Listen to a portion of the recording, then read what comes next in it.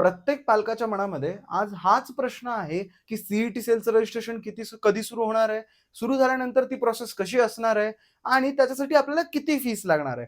आजच्या व्हिडिओमध्ये आपण सीईटी सेलच्या रजिस्ट्रेशन प्रोसेसबद्दल किंवा काउन्सिलिंग प्रोसेसबद्दल संपूर्ण माहिती आपण समजून घेणार आहोत.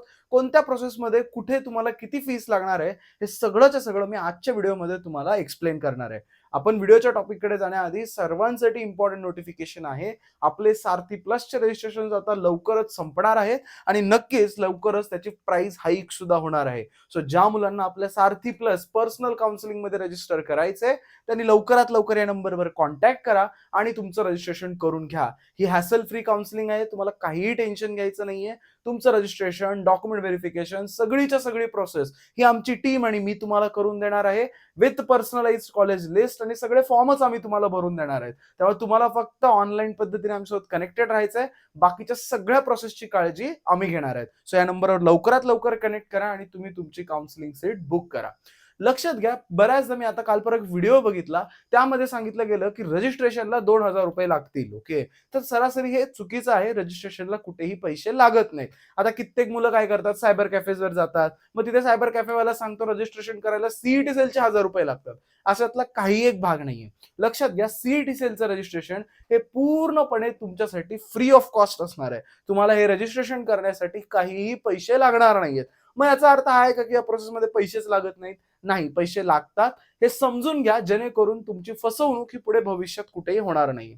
सगळ्यात पहिले तुम्हाला प्रोसेसमध्ये पैसे कधी लागतील, तर ते 100% पहिल्या रजिस्ट्रेशनला लागणार नाहीये, डॉक्युमेंट व्हेरिफिकेशनला सुद्धा लागणार नाहीये.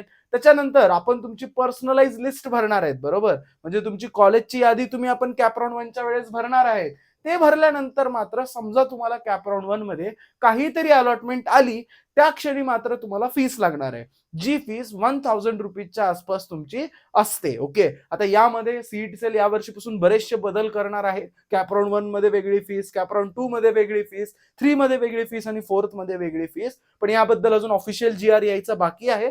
पण सध्याच्या घडीला तुम्ही एवढं लक्षात ठेवा की तुमचा कॅप राऊंड 1 चा रिझल्ट येऊपर्यंत तुम्हाला एकही रुपया ना FC सेंटरला द्यायची गरज आहे, ना सीईटी सेलच्या वेबसाईटला द्यायची गरज आहे. कुठेही तुम्हाला एकही रुपया लागणार नाहीये. तुम्हाला कॅप राऊंडची अलॉटमेंट आल्यानंतर ती सीट बुक करण्यासाठी 1,000 रुपये लागणार आहेत. मग हे 1,000 रुपये कशासाठी द्यावे लागतात?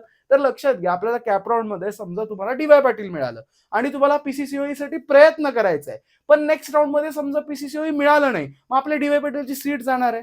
तर ही सीट बुक करण्यासाठी की बाबा मला पुढचा काही ऑप्शन मिळावा, पण समजा नेक्स्ट राऊंड मध्ये काही मला बेटर मिळालं नाही, मला काही चांगला ऑप्शन मिळाला नाही, तर माझी जुनी सीट रिटेन व्हावी किंवा दशाच तशी राहावी, यासाठी आपल्याला 1,000 रुपये भरावे लागतात. सो हे 1,000 रुपये कधी भरावे लागतात? कॅप राऊंड 1 नंतर. कॅप राऊंड 1च्या आधी काहीही पैसे तुम्हाला लागत नाहीत. मग कॉलेजची फीस कधी भरावी लागते?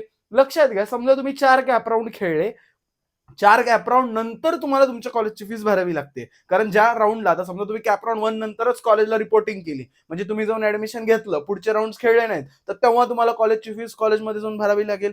जर तुम्ही 4ही राऊंड तुम्ही अटेम्प्ट केले आणि मग 4थ्या राऊंड नंतर तुम्ही कॉलेजमध्ये ऍडमिशन घेताय, तर तेव्हा तुम्हाला भरावी लागेल. आणि बऱ्याच मुलांचा प्रश्न असतो की कोणत्या कॅटेगरीची फीस भरावी लागेल, ओपन कॅटेगरीची फीस मला भरावी लागेल का? तर नीट समजून घ्या, तुम्हाला तुमच्या कॅटेगरीची फीस भरायची आहे. म्हणजे समजा ओपन कॅटेगरीची फीस 1,50,000 असेल, तर मग ओबीसी कॅटेगरीची तिथे 75,000 असते.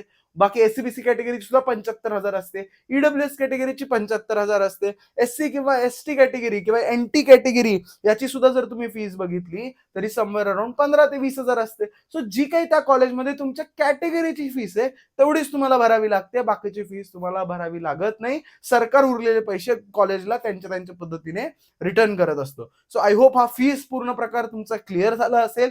सायबर कॅफेज किंवा बऱ्याचशा ठिकाणी फसवणूक मुलांची केली जाते की कॅप राऊंडचा फॉर्म भरण्यासाठी तुम्हाला काही फीस चार्ज करतं, सीईटी सेल असं सांगितलं जातं आणि त्या बदल्यात तुमच्याकडून काही पैसे घेतले जातात. तर तुम्ही प्रत्येकाने अवेअर राहा. कॅप राऊंड 1 पर्यंत तुम्हाला कुठलेही पैसे ऑफिशियली सीईटी सेल साठी लागत नसतात. अशाच लेजिट आणि करेक्ट इन्फॉर्मेशन साठी आपल्या चॅनलला सबस्क्राईब करायला विसरू नका. रोज नवनवीन व्हिडिओज मी तुमच्यासाठी या इंजिनिअरिंग काउन्सिलिंग संदर्भात घेऊन येणार आहे. आणि अजून एक प्रश्न की सीईटी सेलचे सेलचं रजिस्ट्रेशन सुरू झालेत का? अजूनही रजिस्ट्रेशन सुरू झालेलं नाहीये, तेव्हा कोणालाही काळजी करायची गरज नाहीये.